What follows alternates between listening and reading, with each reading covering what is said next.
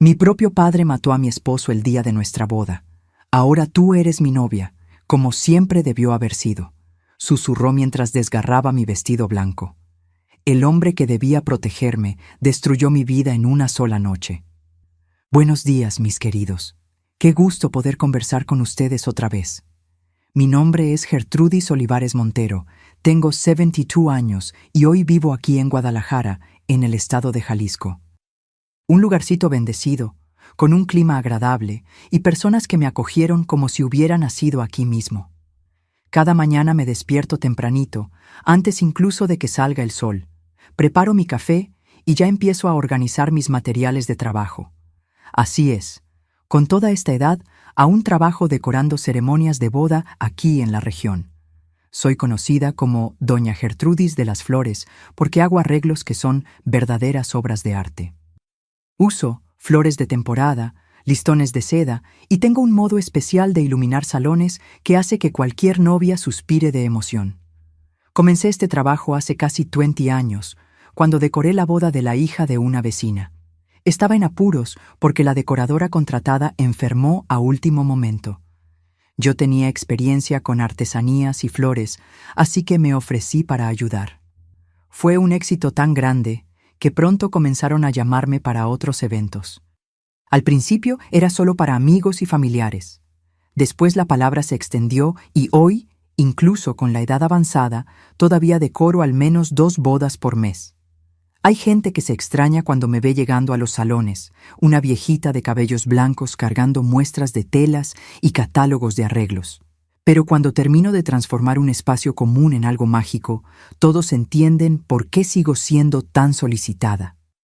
Cada boda que decoro es como una forma de reescribir mi propia historia, de darle a otras novias la celebración perfecta que a mí me fue robada. Si les está gustando escucharme, háganle un favor a esta abuelita. Den clic en el botoncito de Me gusta y suscríbanse al canal Memorias de las Abuelas. Eso ayuda mucho a llevar nuestras historias a más personas. Y ustedes, mis queridos, que me están viendo ahora, cuéntenme aquí en los comentarios desde qué pueblito me están escuchando y a qué hora del día encontraron este video. Por la mañanita con el café, después de la comida o ya de noche. Leo todos los comentarios y me encanta saber de dónde viene el cariño de ustedes. Cuéntenme, ¿eh? Vamos a crear una cadena de afecto. Mientras preparo mis arreglos de flores, muchas veces me encuentro pensando en cómo la vida da vueltas. Cómo una historia que comenzó con tanto dolor puede transformarse en algo hermoso. Y es sobre esa historia que quiero conversar con ustedes hoy. Sobre cómo perdí todo en un solo día, pero encontré fuerzas para recomenzar y construir una vida nueva. Nací en Zacatecas, en una casa sencilla, pero ordenadita, en la parte más alejada de la ciudad. Mi padre, Eustaquio Olivares, trabajaba como carpintero y era conocido por hacer los muebles más bonitos de la región. Mi madre, Zenaida, era costurera y hacía vestidos de novia que eran verdaderas obras de arte. Estoy segura que de ella heredé esa mirada para los detalles y esas ganas de transformar momentos en algo especial. Éramos 3 hermanas, yo, la mayor. Después venía Durbalina, que era 2 años menor, y la pequeñita Hortensia, que nació cuando yo ya tenía 7 años. Recuerdo nuestra casa como si fuera hoy. El piso de madera que mi padre enceraba todos los domingos, la estufa de leña que permanecía encendida todo el día en invierno, y el patio grande donde jugábamos cuando el tiempo lo permitía. Teníamos un árbol de guayaba que era nuestra alegría en primavera. La vida era simple en aquella época. Nos despertábamos con el canto del gallo, ayudábamos a mamá con los quehaceres domésticos y después íbamos a la escuela municipal, que quedaba a unos 20 minutos caminando. Yo adoraba estudiar, principalmente literatura. Mi profesora, doña Olinda, decía que yo tenía un modo especial con las palabras. Ya Durbalina gustaba más de matemáticas y Hortensia, bueno, ella era demasiado pequeña para tener preferencias. Al final de la tarde, después de la escuela, solíamos ir al taller de papá o quedarnos observando a mamá coser. Ella me enseñó las primeras puntadas cuando yo tenía unos 9 años. Comenzamos con cosas simples, un dobladillo, un remiendo, pero pronto ya conseguí ayudar con los bordados de los vestidos de novia. Manitas buenas para cosas delicadas, decía mi madre orgullosa. Los domingos íbamos todos a misa en la iglesia de Nuestra Señora de Guadalupe. Era el evento social de la semana. Después de la celebración, las familias se reunían en la plaza central para conversar y los niños jugaban juntos. Fue así que conocí a mis mejores amigas, Ivonete, hija del panadero, y Normelia, que vivía en la hacienda cercana. Jugábamos a la ronda, a las escondidas, a la casita.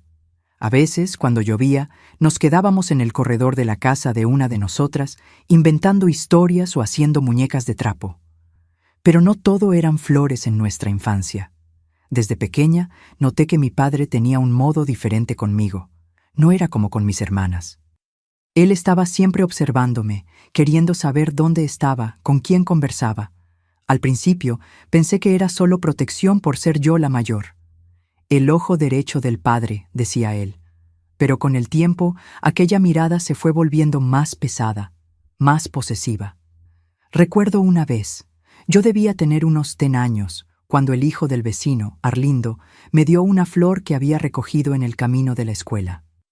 Cosa de niños, ¿saben? Pero cuando llegué a casa con aquella margarita simple en la mano, mi padre se puso morado de rabia. ¿Quién te dio eso? ¿Por qué lo aceptaste? No quiero que recibas regalos de ningún muchacho. Arrancó la flor de mi mano y la aplastó bajo su pie frente a todos. Mamá intentó calmar la situación. Eustaquio, por el amor de Dios, es solo una niña. Pero él respondió con una voz que me dio escalofríos. Mi hija no va a andar por ahí aceptando regalos de cualquiera. A medida que fui creciendo, las cosas se fueron poniendo más extrañas. A los 12 años, cuando empecé a cambiar de niña a señorita, mi padre decidió que ya no podría jugar en la calle con los otros niños. Lugar de muchacha es dentro de casa, aprendiendo a ser una buena ama de hogar, decía. Mientras mis hermanas aún tenían libertad para correr y jugar, yo me quedaba ayudando a mamá con los vestidos de novia. A veces, cuando mamá necesitaba salir para entregar algún encargo, papá inventaba supervisar mi trabajo. Se quedaba ahí parado, observándome coser por horas. «Vas a hacer el vestido más bonito cuando sea tu turno», decía con un brillo extraño en la mirada. «Pero tiene que ser un hombre que yo apruebe, ¿eh? Nadie es lo suficientemente bueno para mi princesa». Mamá percibía que algo no estaba bien. A veces la sorprendía, mirándonos con preocupación. Una vez escuché que discutía con mi padre. «Tratas a la niña como si fuera tu propiedad, Eustaquio. Eso no es normal». Él respondió con frialdad. «Cuido lo que es mío del modo que creo mejor». La vida en Zacatecas tenía su propio ritmo. Las estaciones pasaban marcadas por las fiestas tradicionales. La fiesta de la Virgen de Guadalupe en diciembre, con sus banderas coloridas y dulces típicos, la fiesta de San Juan en junio con fogata y ponche caliente, y la Navidad, cuando la ciudad entera se adornaba y el coro de la iglesia ensayaba canciones que resonaban por la plaza en las noches de diciembre. Fue en una de esas fiestas de San Juan, yo, con 12 años, que percibí cómo mi padre me alejaba de las otras personas. Mientras todos bailaban alrededor de la fogata, comían elotes y se divertían, él me mantenía a su lado como si tuviera miedo de perderme de vista. Cuando el hijo del comerciante, un muchacho de 14 años, me invitó inocentemente a bailar, mi padre se puso entre nosotros. Mi hija no baila con nadie. Aquella noche lloré escondida debajo de las cobijas. No entendía por qué no podía ser como las otras niñas. ¿Por qué mi padre me trataba de forma tan diferente, incluso de mis propias hermanas? Era como si quisiera guardarme en una caja de vidrio, donde solo él pudiera admirarme. Fue en esa misma época que comencé a soñar con salir de aquella casa, de aquella ciudad. Mientras ayudaba a mamá a coser los vestidos de novia, me imaginaba usando uno de ellos algún día, casándome con un hombre bueno que me llevaría lejos. Para mí, aquellos vestidos blancos no eran apenas tela e hilo, eran promesas de libertad. El tiempo fue pasando y cuando cumplí 16 años, la situación en casa se volvió aún más difícil. Mi padre ya no se preocupaba por disimular su comportamiento extraño. Me prohibió participar en las fiestas de la ciudad, conversar con muchachos, incluso ir a misa sin él. El mundo está lleno de lobos listos para devorar a una ovejita como tú, decía mientras me miraba de un modo que me causaba escalofríos. Fue en esa época que mamá comenzó a defenderme con más firmeza. Eustaquio, vas a hacer que la niña se enferme de este modo. Ella necesita vivir, conocer personas, tener amigas. Las discusiones entre ellos se volvían cada vez más frecuentes y más intensas. A veces, papá salía dando un portazo y solo volvía de madrugada, oliendo a tequila. En esas noches, mamá venía a dormir al cuarto conmigo y mis hermanas, como si quisiera protegernos. Durvalina y Hortensia no entendían bien lo que estaba sucediendo, pero sentían el peso de aquella atmósfera sofocante. ¿Por qué papá se molesta tanto contigo?, preguntaba Durvalina cuando estábamos solas. Yo no sabía explicar. ¿Cómo podría? Ni yo misma comprendía aquel comportamiento. Sin embargo, aun con todas las restricciones, mi padre no podía vigilarme todo el tiempo. Él necesitaba trabajar en la carpintería, y fue en una de esas tardes, mientras él estaba ocupado con un pedido grande, que conocí a Olivio. Recuerdo como si fuera hoy. Estaba ayudando a mamá a entregar un vestido de novia en la casa de la hija del farmacéutico.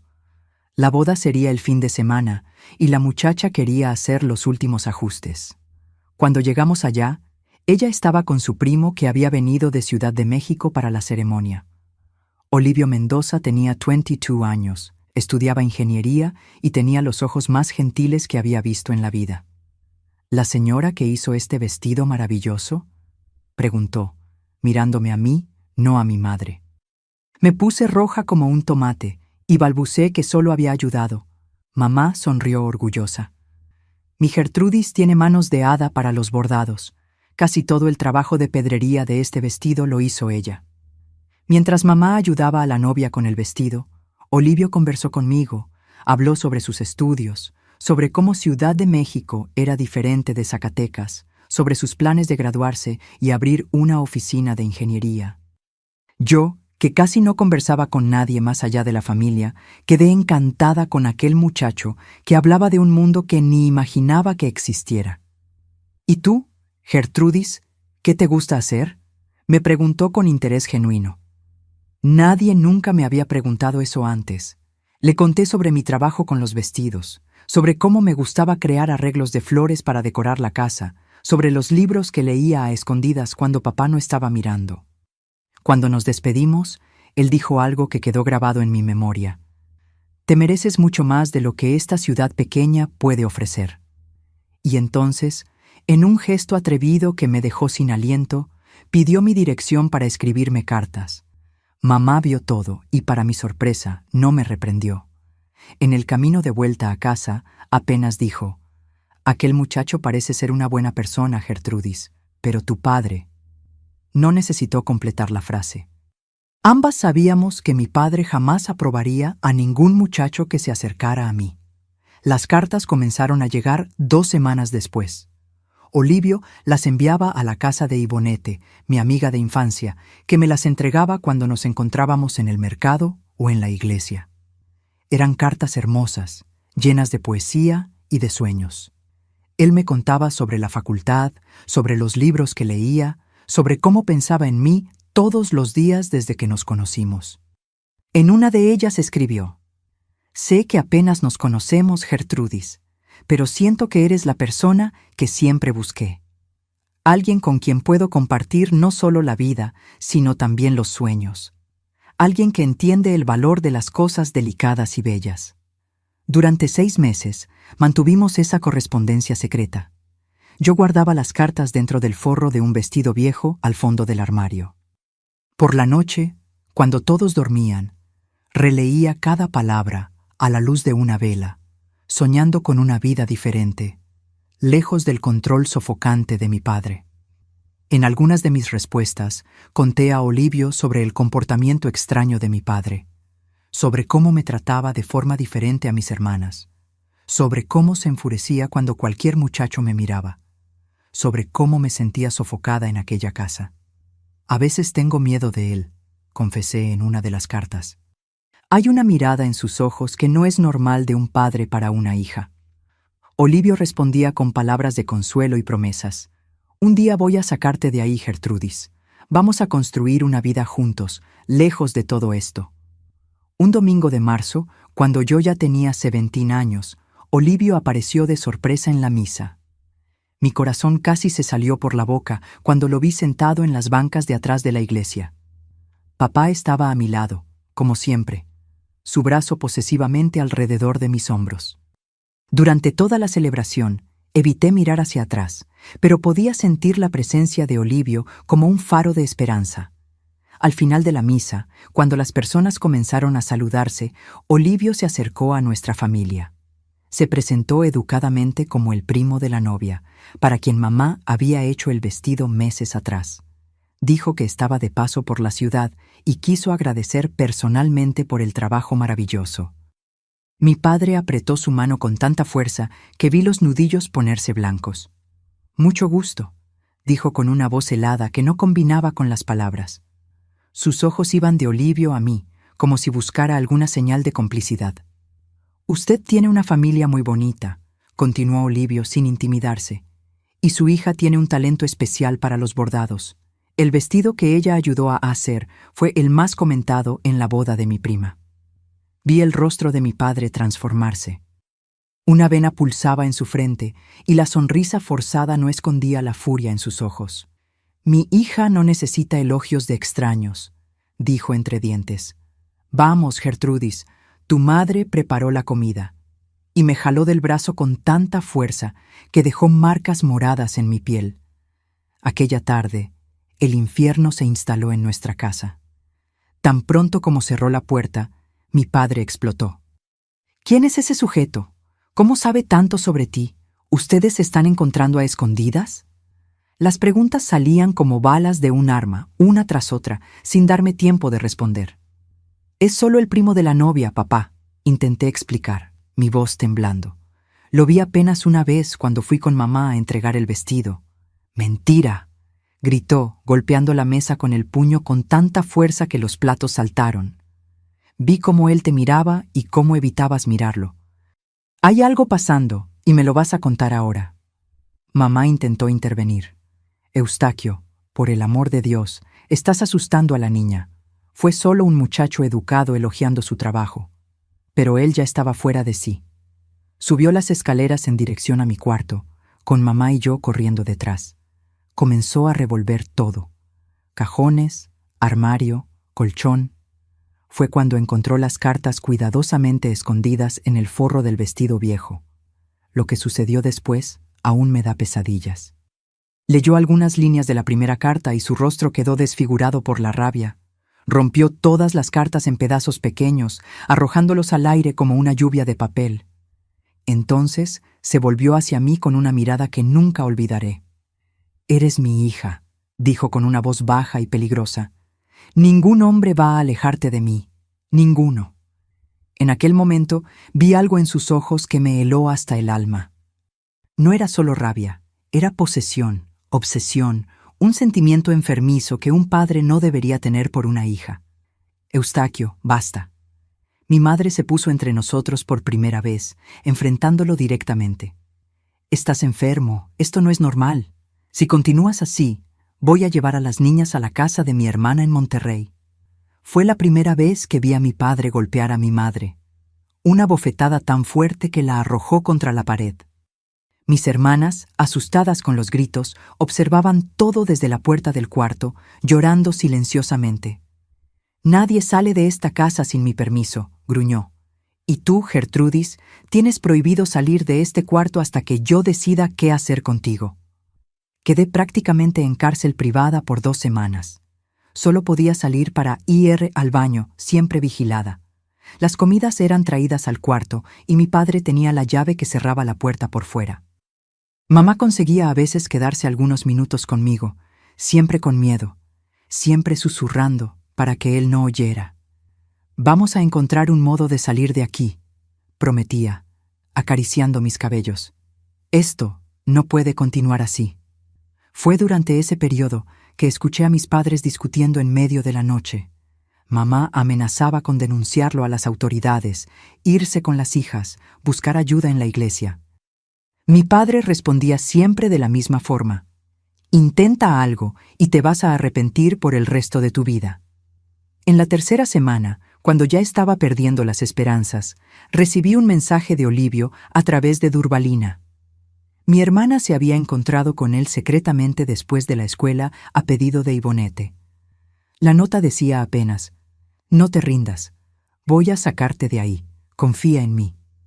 Aquel pequeño pedazo de papel me dio fuerzas para aguantar los días que siguieron. La esperanza de una vida lejos de aquella casa, lejos de mi padre, era lo único que me mantenía cuerda. Un mes después del incidente en la iglesia, mi padre finalmente me permitió salir del cuarto, pero con condiciones. Ya no podría ayudar a mamá con los vestidos de novia. No podría ir al mercado o a la iglesia sin él, y tendría que abandonar la escuela. Lo único que necesitas aprender es a ser una buena hija, dijo con aquella mirada perturbadora que se había convertido en su marca. Fue en esa época que escuché por primera vez a mis padres hablando sobre mandarme a un convento. «Estarás segura allá», decía mi padre, «lejos de hombres que solo quieren aprovecharse». Lo que realmente quería decir era lejos de cualquier posibilidad de que yo construyera mi propia vida. Los meses que siguieron fueron una pesadilla. Mi padre parecía obsesionado con la idea de mantenerme aislada del mundo. Prohibió completamente mis salidas de casa, excepto para la misa dominical, donde me sujetaba del brazo todo el tiempo, como si fuera a huir en cualquier momento. Y tal vez lo intentaría si tuviera a dónde ir. El cambio más aterrador, sin embargo, fue en su comportamiento cuando estábamos solos. Comenzó a hacer comentarios que me dejaban profundamente incómoda. «Ningún hombre va a amarte como yo, Gertrudis», decía, acariciando mi rostro de un modo que hacía que mi estómago se revolviera. «Eres demasiado especial para cualquiera de esos muchachos de la ciudad». Cierta noche, desperté con él sentado en el borde de mi cama, apenas observándome en la oscuridad. Cuando pregunté qué estaba haciendo, respondió con una voz extraña: «Solo verificando si mi princesa está segura». El modo como dijo mi princesa me causó un miedo tan profundo que no conseguí volver a dormir. Mamá percibía todo. Veía las miradas, oía los comentarios, notaba cómo él creaba situaciones para quedarse a solas conmigo. Una tarde, mientras papá estaba en la carpintería, ella entró en mi cuarto con los ojos rojos de tanto llorar. «Hija mía», dijo, sujetando mis manos con fuerza, «esto no puede continuar. Tu padre tiene algo malo con él. El modo como te mira no es normal. No es la mirada de un padre para una hija». Lloré en sus brazos, finalmente pudiendo compartir el miedo que me consumía por dentro. «Mamá, a veces pienso que va a hacer algo terrible. Tengo miedo de dormir. Tengo miedo cuando él se acerca a mí». Aquella misma noche, escuché a mis padres teniendo la peor discusión hasta entonces. Mamá lo confrontó directamente. «Sé lo que está pasando en tu cabeza enferma, Eustaquio. Veo cómo la miras, cómo la tocas. Eso es un pecado mortal, una abominación. Si la tocas, juro por Dios que te denuncio a las autoridades. No importa lo que me pase a mí». La respuesta de él fue un silencio, seguido por una risa baja que me heló el alma. «No tienes pruebas de nada, Zenaida, y nadie te creería. Soy un hombre respetado en esta ciudad. Tú eres apenas una mujer histérica». Al día siguiente, mamá me llamó a su cuarto mientras papá trabajaba. «Necesitamos huir», dijo, la voz temblorosa, pero determinada. «Voy a mandar una carta a mi hermana en Monterrey. Ella puede acogernos por un tiempo hasta que consigamos establecernos. Llevaremos a tus hermanas también, claro». Por 2 semanas planeamos nuestra huida en secreto. Juntamos el poco dinero que mamá conseguía esconder de las entregas de vestidos. Separamos algunas ropas y pertenencias que podríamos cargar sin levantar sospechas. Mamá envió una carta a su hermana, tía Olivia, pidiendo ayuda urgente, sin entrar en detalles, pero dejando claro que era una situación de vida o muerte. La respuesta llegó una semana después. «Vengan, la casa está abierta para ustedes». Era todo lo que necesitábamos saber. Marcamos nuestra huida para un lunes, día en que papá siempre iba a la ciudad vecina a buscar materiales para la carpintería. Sería nuestra única oportunidad de salir sin que él se diera cuenta inmediatamente. Planeamos tomar el autobús de las 10 horas para Monterrey, que pasaba a cerca de 1 kilómetro de nuestra casa. Pero en la víspera de la huida, algo inesperado sucedió. Olivio apareció en nuestra puerta, acompañado por un hombre mayor, que se presentó como doctor Gumersindo, abogado de Ciudad de México. Papá no estaba en casa. Había ido a la misa vespertina, uno de los raros momentos en que salía sin llevarme junto. Señora Zenaida, dijo el abogado con una formalidad que me impresionó. Estoy aquí a pedido del joven Olivio, que me relató una situación preocupante involucrando a su hija Gertrudis.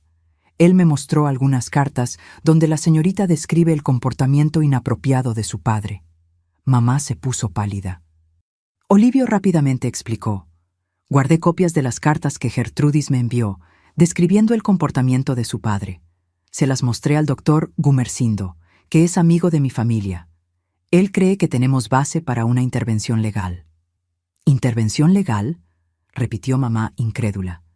¿Quiere decir contra mi marido? Exactamente, confirmó el abogado. Con base en los relatos de la señorita Gertrudis, podemos solicitar una medida de protección. El comportamiento descrito configura abuso psicológico, cárcel privada, y hay indicios de otras intenciones que prefiero no nombrar en presencia de las jóvenes. Durvalina y Hortensia observaban todo desde la puerta de la cocina, los ojos agrandados ante aquellos extraños y la conversación tensa. Mamá comenzó a llorar, un llanto silencioso de alivio mezclado con miedo. Estábamos planeando huir mañana, confesó, a la casa de mi hermana en Monterrey. Eso podría complicar la situación, alertó el abogado. Si salen así, su marido podría acusarla de secuestro de sus propias hijas. Necesitamos hacer esto legalmente. Fue entonces que Olivio se arrodilló frente a mí, tomando mis manos entre las suyas. Gertrudis, sé que puede parecer precipitado, pero tengo una propuesta que puede resolver todo. Cásate conmigo. Como tu esposo, estarías legalmente bajo mi protección, no más bajo la tutela de tu padre. El mundo pareció detenerse en aquel instante. Una petición de matrimonio allí, en medio de nuestra sala, con mamá, mis hermanas y un abogado como testigos. Era todo lo que había soñado desde que conociera a Olivio, pero en las circunstancias más inesperadas. Pero solo tengo 17 años, balbuceé aturdida. Necesito la autorización de mi padre para casarme. Fue cuando el doctor Gumersindo intervino. Hay una excepción. Con la autorización de su madre y evidencias de que el ambiente paterno es perjudicial, podemos obtener una autorización judicial especial. No será fácil, y su padre ciertamente va a luchar contra esto, pero es posible. Mamá se acercó, sosteniendo mi rostro entre sus manos. Hija, es tu decisión. ¿Amas a este muchacho? ¿Confías en él?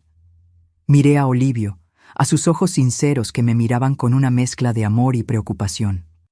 Pensé en todas las cartas intercambiadas, en las promesas de una vida mejor, lejos de aquella casa sofocante. Sí, mamá, amo y confío. Las semanas siguientes fueron un torbellino. El doctor Gumersindo presentó una solicitud de autorización especial para el matrimonio, alegando los abusos psicológicos que yo sufría. Mamá testificó, describiendo el comportamiento obsesivo de mi padre y el miedo constante en que vivíamos. Como era de esperar, papá reaccionó con furia cuando recibió la notificación judicial. Invadió la casa, gritando, amenazando a todos. ¿Quién se creen que son para hacerme esto? Nadie va a quitar a mi hija de mí. Nadie. Aquella noche, la violencia que siempre había estado latente explotó. Agredió a mamá brutalmente, quebrando su brazo y dejando su rostro irreconocible de tanto golpear. Mis hermanas y yo nos encerramos en el cuarto, aterrorizadas, oyendo los gritos y el sonido de los golpes. Durvalina, mostrando un coraje que no sabía que tenía, saltó por la ventana y corrió hasta la comisaría más cercana. Cuando los policías llegaron, encontraron a mamá caída en la cocina, semiconsciente, mientras mi padre intentaba derribar la puerta de nuestro cuarto con un hacha de la carpintería. La escena era tan impactante que incluso los policías, acostumbrados a la violencia doméstica, quedaron perturbados. Papá fue arrestado aquella noche. Las acusaciones ahora eran mucho más graves. Intento de homicidio contra mi madre, amenaza contra nosotras tres, destrucción de propiedad. El juez no tuvo dificultad en conceder la autorización especial para mi matrimonio, además de una orden de restricción que impedía a mi padre acercarse a cualquiera de nosotras. Mamá quedó internada por 2 semanas, recuperándose de las heridas. Durante ese tiempo nos quedamos en la casa de una vecina, doña Creusa, que siempre sospechó que algo malo sucedía en nuestra familia, pero nunca tuvo el coraje de interferir. Si lo hubiera sabido, si hubiera hecho algo antes, lamentaba mientras cuidaba de nosotras. Cuando mamá recibió el alta, todas fuimos a Monterrey a la casa de la tía Olivia. Fue allí que comenzamos los preparativos para la boda. Sería algo sencillo, apenas la familia y algunos amigos cercanos. Olivio insistió en que no deberíamos esperar mucho tiempo. Cuanto antes estés legalmente protegida, mejor, decía, siempre preocupado por mi seguridad. La noticia de que mi padre había sido liberado bajo fianza 2 semanas antes de la boda nos dejó en pánico. Él no va a desistir tan fácil, alertó mamá. Conozco a Eustaquio. Para él, esto es una cuestión de posesión, no de amor.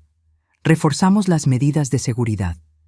Olivio contrató un guardia para quedarse en la puerta de la casa de la tía Olivia.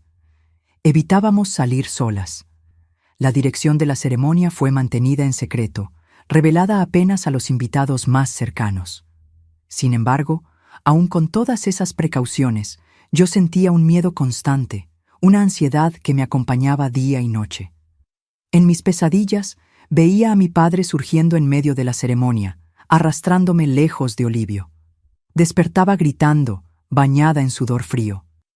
«Es normal tener miedo después de todo lo que has pasado», me consolaba la tía Olivia. «Pero pronto serás una mujer casada con un nuevo apellido, una nueva vida. Él ya no tendrá poder sobre ti». Yo quería creer eso. Quería creer que el matrimonio sería el fin de aquella pesadilla, el inicio de una vida de paz al lado de Olivio. Pero algo dentro de mí, un instinto que no conseguía explicar, me decía que mi padre no desistiría tan fácilmente. En la víspera de la boda, tuve un presentimiento tan fuerte que me dejó mareada. ¿Y si él aparece? ¿Y si intenta hacer algo? Pregunté a Olivio mientras caminábamos por el jardín de la casa de la tía, aprovechando algunos momentos a solas antes del gran día. Olivio sujetó mis manos con firmeza. «No voy a dejar que nada te pase, Gertrudis. Contraté más 2 guardias para la ceremonia. Tu padre no se acercará a ti, te lo prometo». Su mirada determinada me dio algún consuelo. Olivio siempre cumplía sus promesas. Desde que lo conocí, había movido montañas para ayudarme, para sacarme de aquella situación terrible. Él sería mi esposo, mi protector, mi puerto seguro. «Mañana, a esta hora, seremos marido y mujer», sonrió, besando mi frente con cariño. «Y comenzaremos una nueva vida lejos de todo esto. Te llevaré a Ciudad de México, donde tengo un pequeño departamento cerca de la facultad. Puedes terminar los estudios, tal vez hasta hacer la universidad también. Tendremos la vida que mereces, Gertrudis». Aquella noche intenté concentrarme en esa visión de futuro, en esa promesa de felicidad. Intenté alejar los temores, las sombras que parecían perseguirme. Mañana sería un nuevo comienzo. Mañana, finalmente, estaría libre. Lo que no sabía era que mi padre también hacía planes para el día siguiente. Planes terribles que transformarían lo que debería ser el día más feliz de mi vida en el más trágico. El día de mi boda amaneció con un cielo azul perfecto, como si Dios hubiera limpiado las nubes especialmente para nosotros. Desperté en la casa de la tía Olivia con una mezcla de ansiedad y esperanza. Mis manos temblaban mientras mamá y tía me ayudaban a arreglarme. «Estás hermosa, hija mía», dijo mamá, aún con marcas moradas en el rostro, pero con una sonrisa que no veía hace años. Ella ajustó el velo sobre mis cabellos y sujetó mis manos. Hoy comienza tu verdadera vida. El vestido era sencillo, pero delicado. Mamá había conseguido terminarlo incluso con el brazo enyesado. No era el vestido de mis sueños, hecho con tiempo y esmero, pero llevaba todo el amor y esperanza que depositábamos en aquel día. La ceremonia sería a las 2 de la tarde en una pequeña capilla en las afueras de Monterrey. Por cuestiones de seguridad, apenas 30 personas fueron invitadas. Familia cercana de Olivio, algunos amigos de la facultad, mi madre, mis hermanas y tía Olivia. El doctor Gumersindo sería uno de los testigos. Salimos de casa escoltados por uno de los guardias contratados por Olivio en el auto. Intenté concentrarme en la felicidad que me aguardaba, pero no conseguía alejar aquella sensación opresiva en el pecho, como si algo terrible estuviera a punto de suceder. ¿Estás bien, hija mía?, preguntó mamá, notando mi inquietud. Tengo miedo, mamá, confesé. Miedo de que él aparezca, de que arruine todo. Ella apretó mi mano con fuerza. Los guardias están atentos. La policía fue avisada. Él no se acercará a ti. Hoy es tu día, Gertrudis. No dejes que el miedo de él siga controlando tu vida. Cuando llegamos a la capilla, me sentí aliviada al ver que todo parecía tranquilo. El guardia verificó el perímetro y dio luz verde. Dentro, Olivio me esperaba en el altar, elegante en su traje azul marino, el rostro iluminado por una sonrisa al verme entrar. La ceremonia fue sencilla y emocionante. Cuando el padre preguntó si alguien se oponía a la unión, sentí mi corazón detenerse por un segundo, temiendo escuchar la voz de mi padre. Pero el silencio que siguió fue el sonido más dulce que jamás escuché. Yo los declaro marido y mujer, anunció el padre. Y finalmente pude respirar. Estaba hecho. Legalmente, yo ya no pertenecía a mi padre. Era la esposa de Olivio Mendoza, una mujer casada, libre de aquella pesadilla. La pequeña recepción sucedería en un salón adyacente a la capilla. Nada grandioso, un buffet sencillo, algunas mesas decoradas con flores blancas, una pequeña pista de baile. Mamá había insistido en que tuviéramos al menos esa celebración. Después de todo lo que pasamos, merecemos un poco de alegría, dijo. Fue durante la recepción, cuando yo finalmente comenzaba a relajarme, que todo se derrumbó. Olivio estaba conversando con sus padres cerca de la mesa de bebidas cuando un hombre se acercó a él. Desde donde yo estaba, no conseguí ver quién era. Solo noté que Olivio pareció sorprendido, pero no alarmado. Debe ser algún invitado retrasado, comentó Durbalina, que estaba a mi lado. El hombre dijo algo a Olivio, que asintió y lo siguió fuera del salón. Recuerdo haber pensado que era extraño, pero no sospeché nada grave. Tal vez fuera solo alguien de la capilla queriendo hablar sobre algún detalle burocrático. Pasaron 10 minutos, después 15. Comencé a inquietarme. ¿Dónde está Olivio?, pregunté a su madre, doña Zenaide. Pensé que estaba contigo, respondió frunciendo la frente. No lo veo hace algún tiempo. Fue cuando el pánico comenzó a instalarse. Pedí a uno de los primos de Olivio que fuera a buscarlo. Él volvió 5 minutos después, pálido como la cera. Creo que necesitas venir conmigo, dijo, la voz temblando. Lo seguí fuera del salón, hacia un pequeño jardín en la parte trasera de la capilla. Lo que vi allí quedará grabado en mi memoria para siempre. Olivio estaba caído en el césped, un charco de sangre extendiéndose bajo su cuerpo. A su lado, de pie, con un cuchillo ensangrentado en la mano, estaba mi padre. Un grito escapó de mi garganta, un sonido primitivo, animalesco, que ni parecía humano. Corrí hacia Olivio, cayendo de rodillas a su lado. Sus ojos estaban abiertos, fijos en el cielo, sin vida. El cuchillo había atravesado su corazón. Él no era lo suficientemente bueno para ti, dijo mi padre con una calma aterradora. Nadie lo es, solo yo sé lo que es mejor para mi princesa. Levanté los ojos hacia él, incapaz de procesar el horror de lo que estaba sucediendo. ¿Cómo había conseguido entrar? ¿Dónde estaban los guardias? ¿Por qué Olivio había salido solo con él? ¿Qué hiciste? Conseguí balbucear, mis dedos intentando inútilmente detener la sangre que ya no pulsaba del pecho de Olivio. ¿Qué hiciste? Lo que necesitaba ser hecho, respondió, dando un paso en mi dirección. Ahora vamos a casa, Gertrudis. Este circo terminó.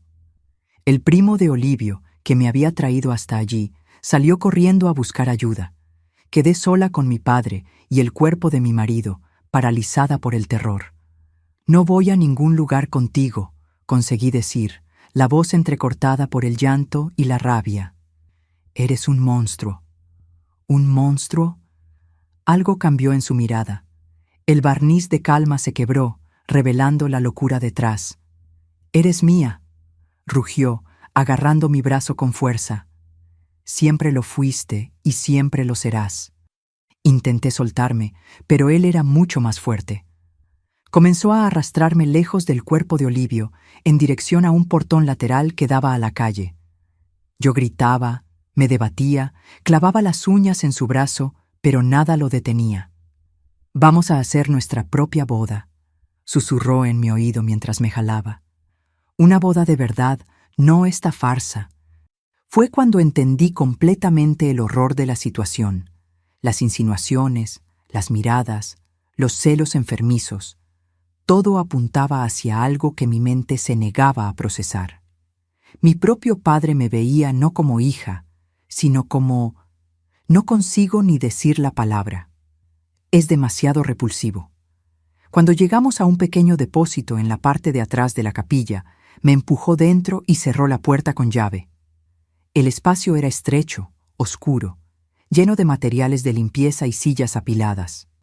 El olor a humedad y productos químicos era sofocante. «¿Estás tan hermosa en ese vestido?», dijo, acercándose como un depredador. «Siempre supe que serías la novia más bonita del mundo». «Papá, por favor», imploré, retrocediendo hasta sentir la pared fría en mi espalda. «Esto está mal. Soy tu hija». «Eres mía», corrigió, la voz baja y peligrosa. «Solo mía. Aquel muchacho no te merecía. Nadie te merece. Solo yo». Cuando tocó mi rostro, sentí una ola de náuseas tan fuerte que casi me desmayé. Sus manos bajaron a mis hombros, después a los botones en la espalda de mi vestido. «Voy a mostrarte lo que es un hombre de verdad», murmuró. En un último impulso desesperado, agarré una botella de producto de limpieza de la estantería a mi lado y la rompí contra su cabeza. El vidrio se rompió y él se tambaleó hacia atrás, aturdido, sangre escurriendo de un corte en la frente. Aproveché aquel momento para correr hasta la puerta, pero estaba cerrada. Comencé a gritar, a golpear la madera con toda la fuerza que tenía. «¡Socorro! ¡Alguien me ayude! Mató a mi marido. Va a matarme a mí también». Hubo pasos del otro lado, voces alarmadas, alguien intentando abrir la puerta. Pero antes de que pudieran llegar hasta mí, mi padre se recuperó del golpe. Con un rugido animalesco, se arrojó sobre mí, derribándome al suelo. Sentí su peso sobre mi cuerpo, sus manos rasgando la tela delicada de mi vestido de novia. «Ahora eres mi novia», susurró, el aliento caliente y repulsivo contra mi rostro, como siempre debió haber sido. Luché con todas mis fuerzas, arañando, mordiendo, gritando, pero él era mucho más fuerte. Cuando pensé que todo estaba perdido, que lo peor iba a suceder, la puerta finalmente cedió. 3 hombres invadieron el depósito, el primo de Olivio, uno de los guardias y el doctor Gumersindo. En un instante, arrancaron a mi padre de encima de mí. Hubo una lucha breve y violenta. Mi padre aún sujetaba el cuchillo ensangrentado y consiguió herir al guardia en el brazo antes de ser finalmente dominado. Quedé caída en el suelo, el vestido rasgado, el cuerpo adolorido, en estado de shock. Apenas registré cuando la policía llegó, cuando se llevaron a mi padre esposado, gritando obscenidades y amenazas. «Eres mía, Gertrudis, mía. Ellos no pueden separarnos». Mamá me encontró así, encogida en un rincón del depósito, temblando incontrolablemente. Ella me cubrió con su propio abrigo, me abrazó y lloró conmigo. No había palabras para aquel momento, apenas dolor, un dolor tan profundo que parecía que nunca acabaría. El cuerpo de Olivio fue llevado en una ambulancia, aún sabiendo todos que ya no había nada que hacer. Fui llevada a un hospital donde médicos examinaron mis rasguños y me dieron sedantes para calmar la crisis de pánico que me acometió cuando la adrenalina bajó. Pasé aquella noche, que debería haber sido mi noche de bodas, en una cama de hospital, sedada, alternando entre períodos de inconsciencia y momentos de lucidez aterradora en que me acordaba de todo. Olivio muerto en el césped, mi padre sobre mí, el vestido rasgado, el olor metálico de la sangre. En los días que siguieron, supe que mi padre había sobornado a uno de los empleados de la capilla para dejarlo entrar. Descubrí que le había dicho a Olivio que quería entregarle un regalo de boda y pedir perdón como un gesto de reconciliación. Mi Olivio, siempre dispuesto a ver el bien en las personas, creyó y lo siguió hasta el jardín, donde fue brutalmente apuñalado. Mi padre fue arrestado y acusado de homicidio doloso e intento de abuso sexual. El juicio fue un tormento aparte. Tener que revivir todo, contar detalles sórdidos, enfrentar su mirada en la sala del tribunal. Pero hice todo eso por Olivio, por justicia, por mí misma. La sentencia fue pesada. 30 años de prisión sin derecho a libertad condicional. Cuando el juez anunció la decisión, vi algo en la mirada de mi padre que nunca había visto antes: derrota. Finalmente, entendía que nunca más podría alcanzarme. Tras el juicio, caí en un abismo de depresión. Perdí peso. No conseguía dormir sin tener pesadillas terribles. No soportaba ser tocada por nadie. El luto por Olivio se mezclaba con el trauma del abuso, creando un nudo tan apretado dentro de mí que apenas conseguía respirar. «Necesitas salir de ese estado», insistía mamá preocupada. «Olivio no querría verte así. Él luchó tanto para liberarte». Pero ¿cómo explicarle que no me sentía libre? Que aún con mi padre preso, todavía sentía su presencia, su olor, sus manos. Que cada vez que cerraba los ojos, revivía aquel momento en el depósito, el peso de él sobre mí, la sensación de impotencia absoluta. Un mes después del funeral de Olivio, cuando yo aún apenas conseguía salir de la cama, mamá entró en el cuarto con una determinación renovada. «Basta, Gertrudis, no voy a dejar que él te destruya aún desde la prisión. Arregla tus cosas, nos vamos a mudar». «¿Para dónde?», pregunté sin energía, sin esperanza. «Para Guadalajara. Mi primo, Aristides, tiene una casa pequeña en Zapopan que está vacía. Podemos recomenzar allá, lejos de todos estos recuerdos». La idea de ir tan lejos, a un lugar donde nadie conociera nuestra historia, donde no sería la hija del asesino o la novia viuda, encendió una pequeña chispa dentro de mí. Tal vez, solo tal vez, pudiera haber un nuevo comienzo. La mudanza a Zapopan sucedió en un día nublado de julio de 1971. Dejamos Monterrey con pocas maletas y muchas cicatrices invisibles. Mamá, mis hermanas y yo embarcamos en un autobús con destino a Guadalajara, dejando atrás no apenas una ciudad, sino una vida entera de dolor. La casa del primo Aristides quedaba en un barrio simple llamado Las Águilas. Era pequeña, pero ventilada, con un patiecito en el fondo, donde mamá pronto plantó algunas flores.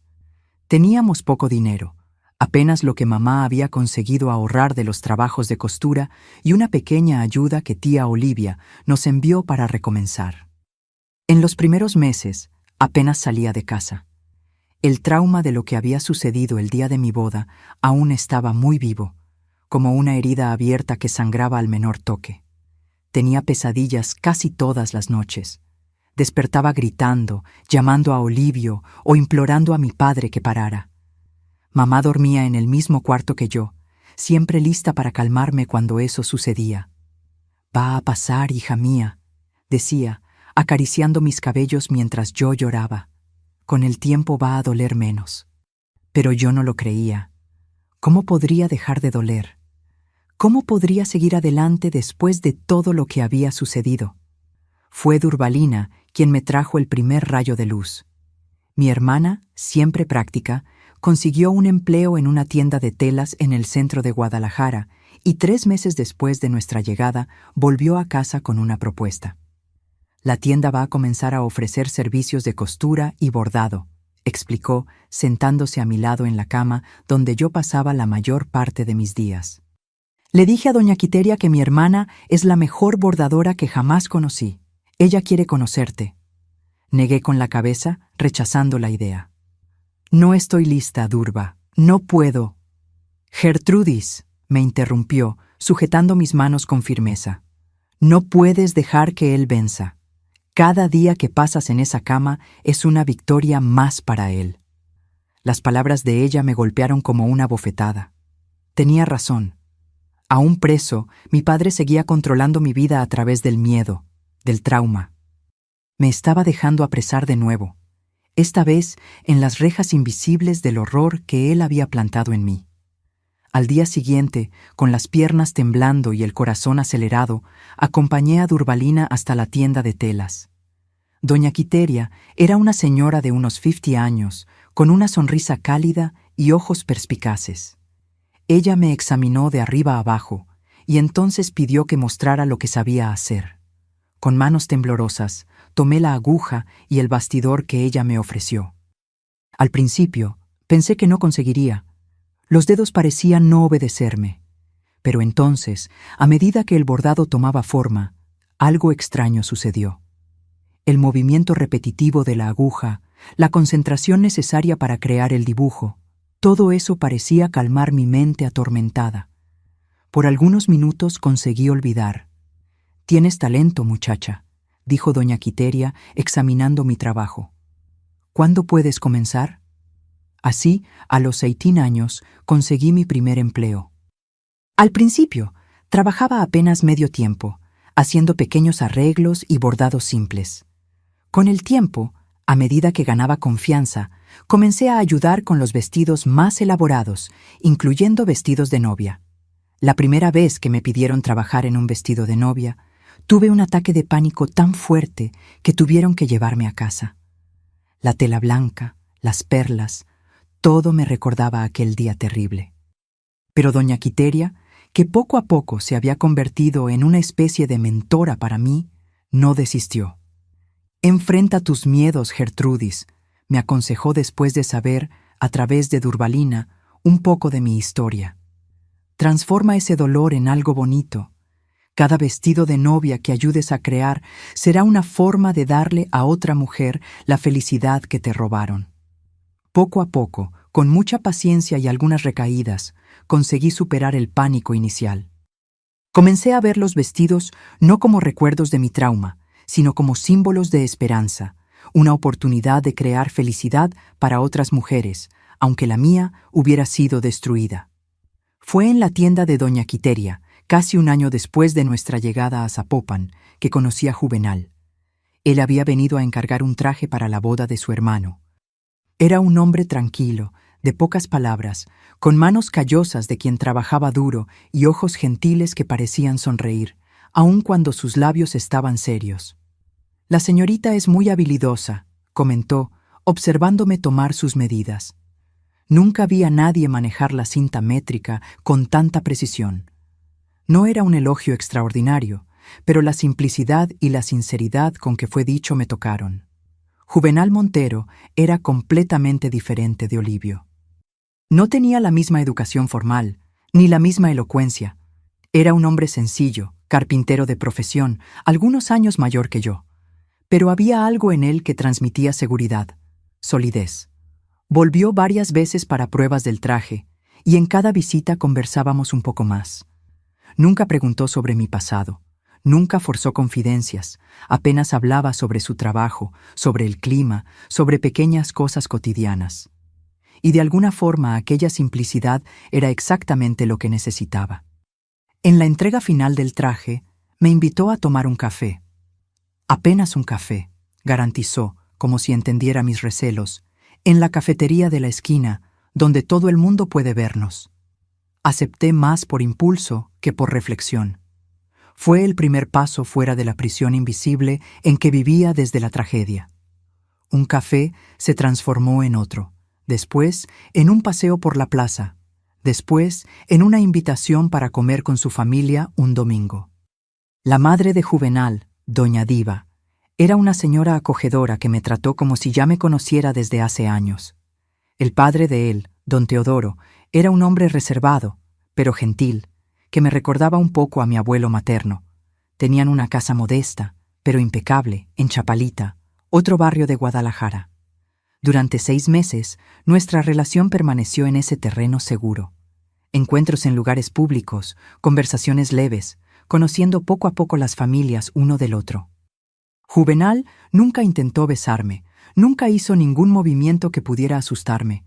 Era como si entendiera, sin que yo necesitara explicar, que necesitaba ir muy despacio. Una tarde de domingo, mientras caminábamos por el parque metropolitano, él finalmente preguntó sobre mi pasado. Gertrudis, sé que hay algo doloroso que cargas. No necesitas contarme si no quieres, pero quiero que sepas que estoy aquí para escuchar, sin juicios. Aquel día, sentados en el césped viendo el sol ponerse sobre la ciudad, le conté todo. El comportamiento extraño de mi padre, el amor por Olivio, la boda, el asesinato, el intento de abuso, el juicio. Conté sin omitir nada, observando su rostro en busca de señales de repulsa o pena. Pero lo que vi en los ojos de Juvenal fue solo comprensión y una rabia contenida que no estaba dirigida a mí, sino al hombre que había destruido mi vida. Cuando terminé mi relato, él simplemente tomó mi mano, el primer contacto físico que me permitió, además de un breve abrazo de saludo, y dijo: «Eres la persona más fuerte que jamás conocí, Gertrudis». Aquellas palabras, dichas con tanta sinceridad, abrieron una compuerta dentro de mí. Lloré como no lloraba desde el día de la tragedia. No lágrimas de desesperación, sino de alivio, de finalmente ser vista no como una víctima, no como una mujer dañada, sino como alguien que sobrevivió. 3 meses después, Juvenal me pidió matrimonio. No fue una propuesta grandiosa o romántica. Estábamos sentados en el corredor de su casa, tomando café después de la comida del domingo. Gertrudis, sé que ya pasaste por mucho y entiendo si la idea de matrimonio trae recuerdos dolorosos, pero quiero construir una vida contigo a tu ritmo, respetando tus límites. ¿Quieres casarte conmigo? La propuesta me tomó por sorpresa. No porque no supiera de sus sentimientos. A esas alturas era evidente que nos amábamos, pero porque jamás imaginé que sería capaz de considerar un nuevo matrimonio después de todo lo que había sucedido. Necesito pensar, respondí honestamente.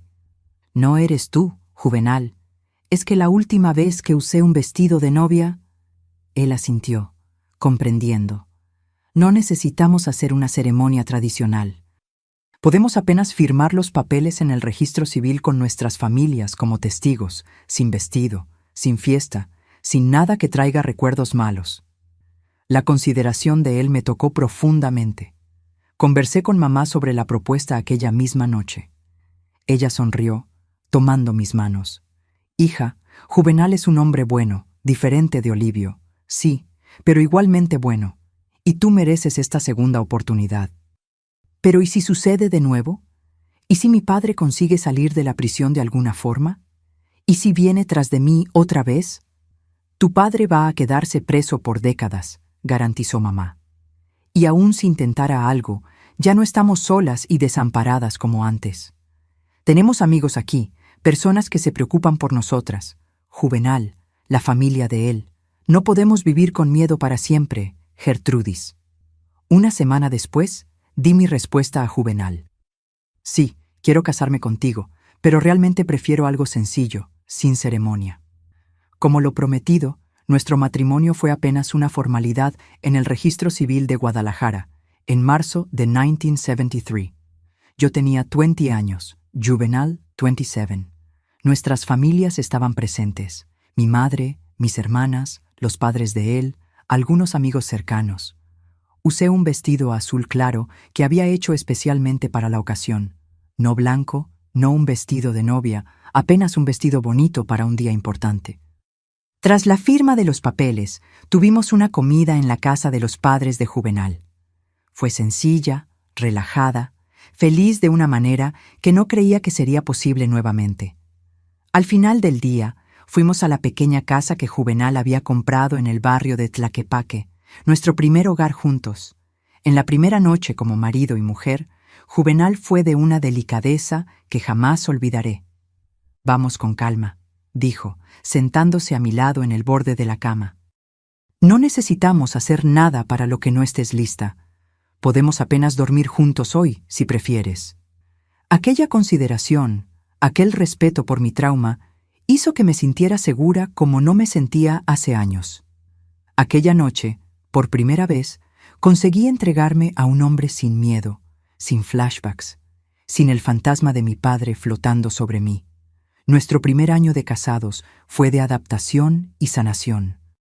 Continué trabajando en la tienda de doña Quiteria, mientras Juvenal prosperaba como carpintero especializado en muebles a medida. Poco a poco, fuimos construyendo una rutina tranquila, una vida simple, pero feliz.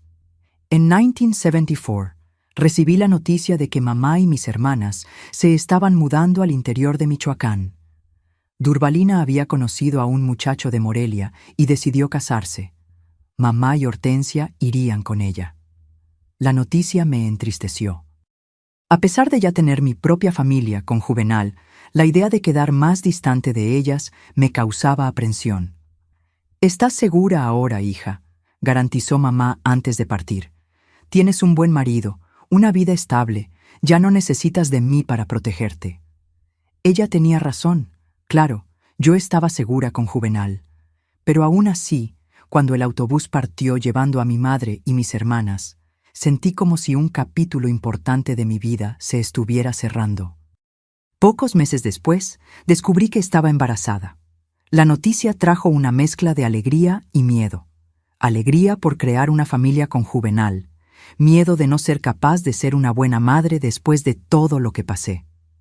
«Vamos a hacer esto juntos», prometió Juvenal, besando mi frente cuando le conté la novedad. Un día a la vez. En enero de 1975 nació nuestro primer hijo, Isidoro.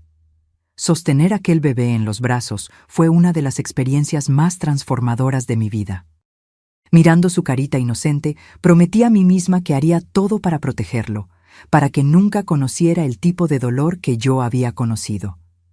3 años después, en 1978, nació nuestra hija, Nadia. Nuestra familia estaba completa, nuestro hogar lleno de vida y amor. Juvenal era el padre que yo siempre deseé tener.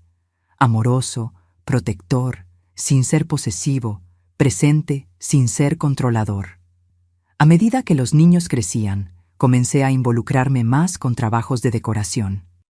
Todo comenzó cuando una cliente de la tienda, conociendo mis habilidades con bordados y arreglos, pidió que la ayudara en la decoración de su boda. Reticente al principio, acabé aceptando el desafío. Fue sorprendente percibir que en vez de traer recuerdos dolorosos, decorar aquella ceremonia tuvo un efecto terapéutico. Era como si, al crear un ambiente bonito para la boda de otra persona, estuviera de alguna forma reescribiendo mi propia historia, transformando mi trauma en algo positivo. Otros encargos comenzaron a surgir: pequeñas bodas, fiestas de cumpleaños, bautizos. En 1980 decidí dejar la tienda de doña Quiteria para dedicarme íntegramente a la decoración de eventos. Juvenal me apoyó, como siempre, ayudando a construir estructuras de madera para mis arreglos, estantes para exponer mis trabajos. Fue a través de este trabajo que conocí personas de varias ciudades del interior de Jalisco. Una de esas conexiones me llevó a Guadalajara, donde fui invitada a decorar la boda de la hija del alcalde. La ciudad me encantó inmediatamente. Pequeña lo suficiente para ser acogedora, grande lo suficiente para ofrecer oportunidades. «¿Qué te parece mudarnos para allá?», pregunté a Juvenal después de mi tercer viaje a Guadalajara. Era 1985. Nuestros hijos tenían 10 y 7 años. Sería un nuevo comienzo, un lugar para expandir el negocio, y tú podrías abrir tu propia carpintería en vez de trabajar para otros. La idea de recomenzar en una ciudad menor, más tranquila, agradó a Juvenal. Si es lo que quieres, vamos a hacerlo realidad, concordó, siempre mi mayor apoyo. La mudanza a Guadalajara marcó el inicio de una nueva fase en nuestras vidas. Compramos una casa con un patio grande, donde Juvenal construyó su taller de carpintería y yo monté mi estudio de decoración. Los niños se adaptaron rápidamente, haciendo nuevos amigos en la escuela local. Poco a poco, construí una reputación como decoradora de eventos, especialmente bodas. Doña Gertrudis de las Flores, como me llamaban, se volvió un nombre conocido en la región.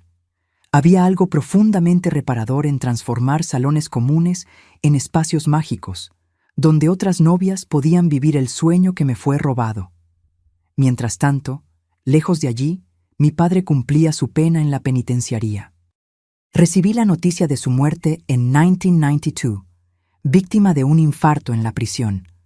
No sentí tristeza ni alivio, apenas una extraña sensación de cierre. El hombre que tanto mal me causó ya no tenía poder sobre mí hace mucho tiempo. ¿Estás bien?, preguntó Juvenal cuando le conté la noticia. Estoy, respondí percibiendo que era verdad. Él murió para mí aquel día hace mucho tiempo. La vida siguió su curso. Nuestros hijos crecieron, estudiaron, construyeron sus propias vidas. Isidoro se graduó en ingeniería y se mudó a Ciudad de México. Nadia se casó con un médico local y permaneció en Guadalajara, dándonos nuestros primeros nietos. Juvenal y yo envejecimos juntos, apoyándonos mutuamente a través de los altos y bajos de la vida. Cuando cumplimos 25 años de casados, él me sorprendió con una fiesta, no grande o extravagante, pero significativa. Fue la primera vez que vestí de blanco desde aquel día terrible, en 1971. Te merecías una celebración de verdad, dijo mientras bailábamos bajo las luces que yo misma había ayudado a instalar. Una que borrara los recuerdos malos. Y de alguna forma funcionó. Rodeada por familia y amigos, bailando en los brazos del hombre que me había ayudado a reconstruir mi vida, sentí como si un ciclo se hubiera completado. La pesadilla finalmente había acabado y yo estaba despierta, viva, amada. Hoy, a los 72 años, vivo una vida tranquila y realizada aquí en Guadalajara. Mi Juvenal, que ahora tiene 79 años, aún trabaja un poco en la carpintería en el fondo de la casa, pero solo por placer. Necesito mantener las manos ocupadas, dice mientras crea pequeñas piezas de madera para nuestros nietos. Nuestra casa en la calle Bugambilias sigue siendo nuestro puerto seguro. No es lujosa, pero es acogedora y llena de memorias. Cada rincón cuenta una historia. Las marcas de crecimiento de los hijos en la pared de la cocina, las fotografías enmarcadas en la sala, los muebles hechos por Juvenal, las cortinas bordadas por mí. Oficialmente me jubilé de la decoración de eventos hace 5 años, pero aún atiendo a algunos clientes especiales. Doña Gertrudis de las Flores se volvió una especie de tradición local. Hay novias que me buscan diciendo que sus madres tuvieron las bodas decoradas por mí y ahora quieren lo mismo. Eso me llena de orgullo y gratitud. Mis días siguen una rutina simple y placentera. Me despierto temprano, alrededor de las 6 de la mañana, y preparo el café para mí y para Juvenal. Nos gusta tomarlo en el corredor, observando los pájaros que visitan nuestro jardín. Después cuido de mis plantas. Tengo una colección de orquídeas que es mi orgullo, además de rosas, anturios y helechos. Los martes y jueves voy hasta el centro para mi grupo de artesanía en la iglesia. Somos señoras que se reúnen para bordar, tejer y conversar. Hacemos piezas para vender en el bazar benéfico anual que ayuda al asilo de la ciudad. Es un trabajo que me da mucha satisfacción. Los miércoles recibo a mi hija Nadia y sus 3 hijos para la comida. Laurita tiene 7 años. Teodoro 10 y el mayor, Ananías, ya está con 15. Cocino siempre algo especial para ellos. El pollo al mole que aprendí con mi madre o los chiles rellenos con arroz rojo que tanto les gustan. Nadia siguió un camino diferente al mío. Es enfermera en el hospital municipal, pero heredó mi habilidad manual y en las horas libres me ayuda con algunas decoraciones. Es bueno ver que, de cierta forma, el legado continúa. Mi hijo Isidoro ya no vive aquí. Está en Ciudad de México con su esposa y los 2 hijos. Ingeniero civil exitoso, construyó una carrera sólida en una gran constructora. A pesar de la distancia, viene a visitarnos al menos una vez al mes, trayendo a los nietos para pasar el fin de semana con nosotros. Son momentos preciosos que esperamos con ansiedad. Una vez al año, generalmente en julio, viajamos a Morelia para visitar a mi hermana Durbalina. Hortensia se mudó para Monterrey hace muchos años, entonces la vemos con menos frecuencia. Mamá, mi querida guerrera, nos dejó en 2018, a los 95 años. Partió tranquila en su sueño, después de una vida larga y felizmente con muchas más alegrías que tristezas en sus últimos años. Los domingos, nuestra casa se llena de vida. Es día de carne asada en el patio, con Juvenal como maestro parrillero. Vienen los hijos, los nietos, algunos amigos cercanos. La mesa grande que Juvenal construyó especialmente para estas ocasiones queda cubierta de bandejas: arroz, frijoles refritos, guacamole, pico de gallo y, claro, la carne jugosa que él prepara con tanto cariño. Después de la comida, mientras los hombres conversan sobre fútbol y política, yo y las mujeres tomamos café en el corredor, intercambiando recetas y noticias. Los niños juegan en el patio, corriendo entre los árboles frutales que plantamos a lo largo de los años. Es una escena que siempre me emociona. Ver a la familia reunida, segura, feliz. Por la noche, cuando todos ya se han ido y la casa vuelve al silencio, Juvenal y yo nos sentamos en el corredor para ver el cielo estrellado. A veces conversamos sobre el pasado, sobre los planes para el futuro, sobre los hijos y nietos. Otras veces, apenas quedamos en silencio, apreciando la compañía uno del otro, las manos entrelazadas como han estado por más de 50 años. Nuestro último aniversario de boda, el de bodas de oro, fue una celebración emocionante. Los hijos organizaron una fiesta sorpresa en el salón parroquial, decorado con las flores que siempre usé en mis trabajos: rosas blancas, astromelias y nube. Vinieron amigos de toda la región, familiares distantes, parejas cuyas ceremonias decoré a lo largo de décadas. Durante la fiesta, Juvenal me llevó al centro del salón para un baile. Al son de fascinación, la misma música que sonó en nuestra celebración de 25 años de casados, él susurró en mi oído: «Me fascinas más cada día, Gertrudis. Gracias por estos 50 años». Lloré, claro, no de tristeza, sino de gratitud profunda. Mirando alrededor a las personas que nos rodeaban con sonrisas y lágrimas en los ojos, percibí la riqueza que construimos juntos. No una riqueza material, sino de afectos, de lazos, de momentos. A veces aún me sorprendo pensando en lo que podría haber sido. ¿Cómo habría sido mi vida con Olivio si mi padre no hubiera destruido todo en aquel día fatídico? Pero no me permito quedarme en esos pensamientos por mucho tiempo. Aprendí que mirar demasiado hacia atrás puede impedirnos ver las bendiciones del presente. Juvenal fue mi salvador, mi puerto seguro, mi compañero de vida. Diferente de Olivio en muchos aspectos, pero igualmente especial. Con él reconstruí no apenas mi vida, sino también mi capacidad de confiar, de amar, de soñar. Nuestra historia no fue siempre fácil, claro. Tuvimos nuestros altos y bajos, como cualquier pareja. Hubo momentos difíciles, problemas financieros cuando la inflación se disparó en los años 80, la fase rebelde de Isidoro en la adolescencia, mi período de depresión después de la menopausia. Pero enfrentamos todo juntos, uno apoyando al otro, encontrando fuerza en la unión que construimos. El trabajo con decoración de bodas fue una parte importante de mi curación. Cada ceremonia que decoré era como una pequeña victoria sobre mi pasado traumático. Transformar espacios comunes en escenarios de sueño para otras novias me permitió resignificar mis propias memorias dolorosas. Comencé con arreglos simples, usando flores de mi propio jardín. Con el tiempo, fui aprendiendo técnicas más sofisticadas, experimentando nuevos materiales, creando un estilo propio que mezclaba lo rústico con lo elegante. Las novias de Guadalajara y región pasaron a buscarme no apenas por la calidad del trabajo, sino por la sensibilidad que yo colocaba en cada detalle. ¿La señora entiende lo que significa este día para nosotras?, decían ellas muchas veces. Yo entendía, tal vez, más profundamente de lo que ellas podían imaginar. Nunca conté mi historia completa a las clientes, claro, apenas a poquísimas personas a lo largo de la vida. Juvenal, claro, doña Quiteria, que fue como una segunda madre para mí, y más tarde mis hijos, cuando tuvieron edad suficiente para comprender.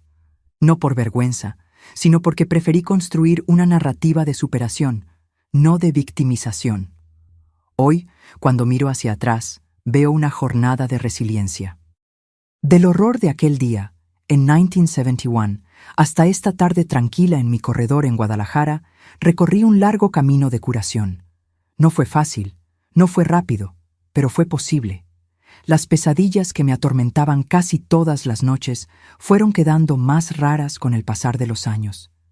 El miedo paralizante que sentía al ver a un hombre que recordara remotamente a mi padre fue disolviéndose. Las cicatrices emocionales, aunque nunca desaparecen completamente, fueron volviéndose menos dolorosas. Mucho de esa curación vino del amor. El amor paciente y respetuoso de Juvenal. El amor incondicional por mis hijos. El amor por la vida que, a pesar de todo, insistió en florecer dentro de mí. Pero también vino del trabajo, de la fe, de la comunidad que me acogió, de las pequeñas alegrías cotidianas que fui aprendiendo a valorar. Aprendí que la vida no está definida por nuestros traumas, sino por la forma en que respondemos a ellos. Que es posible construir belleza a partir del dolor. Que es posible encontrar propósito incluso en las experiencias más devastadoras. Y es eso lo que hago todos los días aquí en Guadalajara. Vivo cada momento con gratitud, abrazo cada alegría con intensidad, enfrento cada desafío con la fuerza que descubrí tener. Ya no soy aquella niña aterrorizada de Zacatecas, ni la joven viuda traumatizada de Monterrey. Soy Gertrudis Olivares Montero, 72 años, esposa, madre, abuela, decoradora jubilada. Una mujer que aprendió que la mayor venganza contra quien intenta destruirnos es vivir una vida plena y feliz. Mis queridos, llegué al final de esta historia que guardé por tanto tiempo. No es fácil remover heridas antiguas, pero a veces es necesario para que cicatricen de una vez. Aprendí que nuestras arrugas son mapas de supervivencia. Cada una cuenta una historia de dolor superado. Miro mis manos hoy, arrugadas por el tiempo, y veo en ellas fuerza, no debilidad. Estas manos que temblaban de miedo un día, ahora crean belleza para celebraciones de amor. Lo que mi padre no entendió es que el amor verdadero no aprisiona, libera. Juvenal me mostró eso todos los días, respetando mi tiempo, mis miedos, mis cicatrices. Descubrí que mi voz, aún temblorosa, tiene poder cuando decido usarla. Si estás presa en una jaula como yo estuve, recuerda, las rejas más difíciles de romper son las invisibles, aquellas que construimos dentro de nosotras. Mi experiencia me enseñó que nuestra historia no termina en los capítulos dolorosos. ¿Saben qué me ayudó? Transformar el dolor en propósito. Cada boda que decoré fue una forma de curar mi propio trauma, como si cada flor que arreglé fuera una lágrima transformada en belleza. A los 72 años, cargo cicatrices, sí, pero también cargo victorias, amores, risas de nietos, 50 años al lado de un hombre bueno. Aprendí que sobrevivir es una forma de resistencia y vivir bien es la mejor venganza. Ahora quiero pedirles algo diferente. Si esta historia tocó su corazón, comenten apenas la palabra vestido. Solo quien escuchó hasta aquí va a entender. Este será nuestro secreto, nuestra forma de decir que algunas manchas pueden ser transformadas en bordados. Aprovechen y suscríbanse al canal Memorias de las Abuelas y denle me gusta al video. Eso ayuda mucho. Que vestidos rasgados pueden ser reconfeccionados en nuevas historias. Gracias por escucharme, queridos. Esta abuelita sigue bordando su historia, un punto a la vez.